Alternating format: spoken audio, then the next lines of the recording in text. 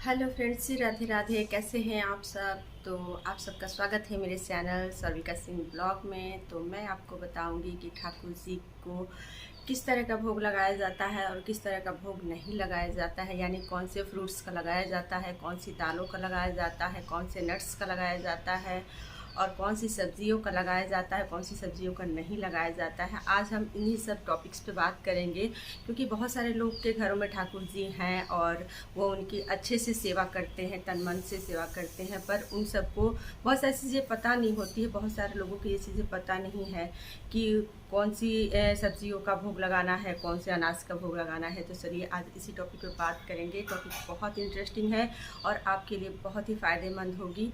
तो वीडियो पूरा देखिएगा, अच्छा लगे तो लाइक सब्सक्राइब भी करिएगा। तो चलिए चलते हैं। सबसे पहले हम बात करेंगे दालों की कि कौन से दाल का भोग लगाना चाहिए और कौन से दाल का भोग नहीं लगाना चाहिए।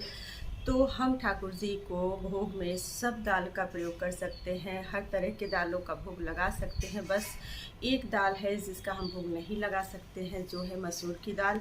मसूर की दाल का भोग नहीं लगता है, यानी आप अरहर की दाल, हरी जो भी दाल होती है, मूंग उड़द, ये सब चने की दाल का भोग लगा सकते हैं, पर हम मसूर का दाल का भोग नहीं लगा सकते हैं। तो इस चीज़ का खास तौर से आप सबको तो ये पता ही होगा कि हम लहसुन प्याज से बना हुआ कोई भी भोजन लड्डू गोपाल को भोग नहीं लगाते हैं, लड्डू गोपाल के विग्रह को भोग नहीं लगाते हैं।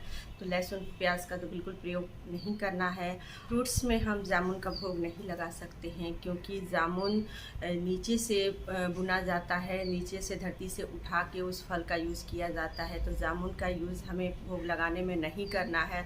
दूसरा चीज़, हींग के लगे हुए छौके का भोग नहीं लगता है, यानी हींग जिस खाद्य पदार्थ में हींग का प्रयोग किया गया है उस भोजन को हम ठाकुर जी का भोग नहीं लगा सकते हैं। मूली से बना हुआ कोई भी खाद्य पदार्थ का हम भोग नहीं लगा सकते हैं, यानी मूली की बनी हुई सब्ज़ी, मूली का बना हुआ पराठा, बहुत सारे लोग सैलेड में यूज़ करते हैं।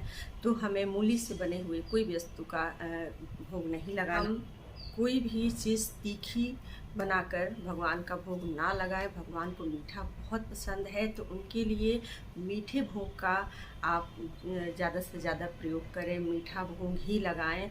और तीखा अगर आप बनाते भी हैं, अगर नमक वाली चीज़ बनाते भी हैं, तो बहुत ज़्यादा तीखा ना हो, ये ध्यान रखें कि वो एक बालक स्वरूप हैं, बच्चे स्वरूप हैं। तो इस चीज़ का ध्यान रखते हुए आप नमक वाले भोजन का प्रयोग कर सकते हैं, भोग लगा सकते हैं। बाहर का चीज़ों का कहा जाए तो बाहर की चीज़ों में हम कोल्ड ड्रिंक्स का भोग नहीं लगा सकते हैं। बहुत सारे लोग होते हैं कि शाम के टाइम भगवान को कोल्ड ड्रिंक देते हैं कि जो हम खा रहे हैं वही भगवान को लगाएं।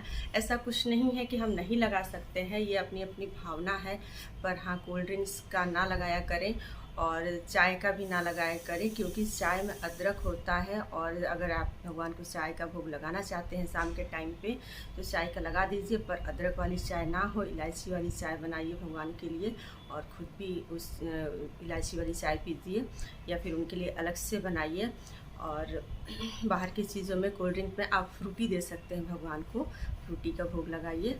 और चॉकलेट अगर भगवान का भोग लगाना है, कभी कभी क्या होता है कि हम सफ़र में जाते हैं और सफ़र में हमें भोग लगाने की वस्तुएं नहीं मिल पाती हैं, खाद्य पदार्थ नहीं मिल पाता है, तो हम चॉकलेट का भोग लगाते हैं। तो चॉकलेट में आपको ध्यान देना है कि चॉकलेट में आपको डेयरी प्रोडक्ट का ही यूज़ करना है, यानी दूध से बनी हुई चॉकलेट का ही यूज़ करना है। या तो आप पतंजलि का चॉकलेट लेके आइए और उसको अपने सफ़र के दौरान में, या फिर आप कहीं बाहर गए हैं उस दौरान में आप भोग लगा सकते हैं।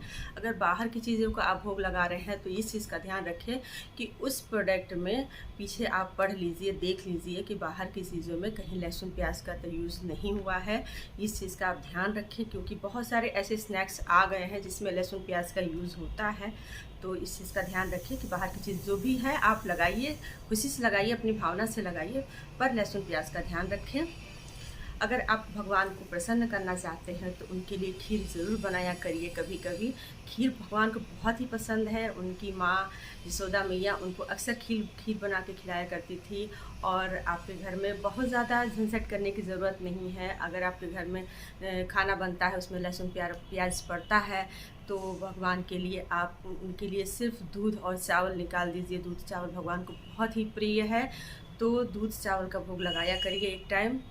बहुत ही पसंद से खाएंगे। और खिचड़ी भगवान को बहुत ही ज़्यादा पसंद है, तो खिचड़ी जिसमें लहसुन प्याज और तीखा ना पड़ा हो उनके लिए स्पेशल बनाइए अलग से, या तो अपने लिए बना रहे हैं तो जीरे से देसी घी का छौंका लगाइए और उनको भोग लगा सकते हैं शाम के टाइम पे। और मिठाइयों का अगर भोग लगाते हैं किसी भी त्यौहार पे या फिर कभी ऐसे ओकेज़न पे, तो आप उनको मिठाइयों में ऐसे मिठाई का यूज़ कीजिए जिसमें चांदी का वर्क ना लगा हो। चांदी का वर्क का बिल्कुल यूज़ ना कीजिए और उससे बने हुई मिठाइयों का बिल्कुल भोग ना लगाएं। यानी आप उनको लड्डू लगा सकते हैं या फिर पेड़ा लगा सकते हैं। तो ऐसे में आप इन चीज़ का ध्यान रखें कि जिस मिठाई पे चांदी का वर्क लगा हो उस मिठाई का हमें भोग नहीं लगाना है।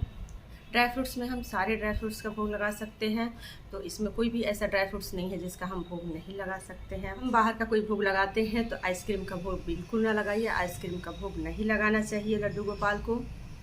सब्जियों की बात की जाए तो सब्जियों में हम कटहल की सब्ज़ी का भोग नहीं लगा सकते हैं, मशरूम की सब्ज़ी का भोग नहीं लगा सकते हैं, सोयाबीन की सब्ज़ी का भोग नहीं लगा सकते हैं, बैगन की सब्ज़ी का भोग नहीं लगा सकते हैं। इन सब्जियों का भोग हमें नहीं लगाना चाहिए लड्डू गोपाल को।